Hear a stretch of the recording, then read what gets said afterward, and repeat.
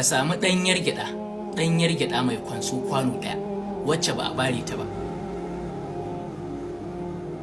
kwano guda, sai ka tara almajirai abin da suka sauwaka, ka tara mutane abin da suka sauwaka, gwargwadon yadda suka sauwaka, mutum 10 ne, mutum 20 ne, mutum 30 ne, ya danganta daga yanayin yadda za ka iya tara mutanen su taya ka wannan aikin. Sai ka ce musu so kake ku yi wurdin wallahu galibin ala amrihi, adadin wannan gyaɗar, wato adadin wannan gyaɗa kwano guda ɗin, ga yadda kake so a yi aikin.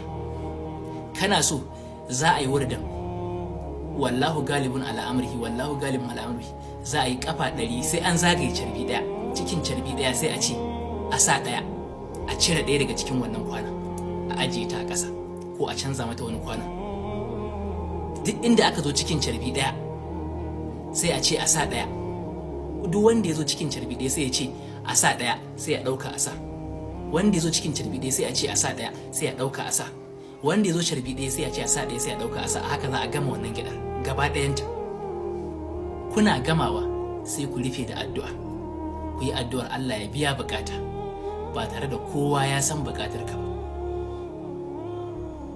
Sai ku yi addu'a ku shafa, sai ka samu tinkiya, farar tinkiya, matashiyar tinkiya, sai ka yanka wannan gyaɗar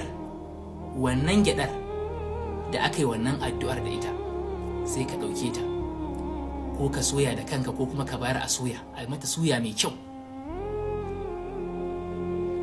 sai ka je ka raba wa yara waɗanda ba su balaga ba, a raba wa yara waɗanda ba su balaga ba. Albarkacin annabi da alƙur'ani, duk wanda ya wannan, idan sun samu matsala da mai gidansa, ko ya samu matsala a gurin aiki, ko sun samu matsala, gagarumin matsala da wani guri da yake bukata, albarkacin annabi da alƙur'ani, a washe garin da ya wannan aikin, wallahi sai an mai da shi, sai sun daidaita. Idan mace ce take so ta koma ɗakin mijinta, idan ta yi wannan sai ya mai da ita. Idan miji ne yake so ya dawo da mace ɗakin mijinta, ɗakinta, wallahi sai ta dawo. Wanda ya like, ya yi comment da sallallahu alaihi wasallam, ya yi sharing domin ƴan uwa su amfana, shi muka baiwa ya je ya jarraba. Allah ya bar mu da san manzon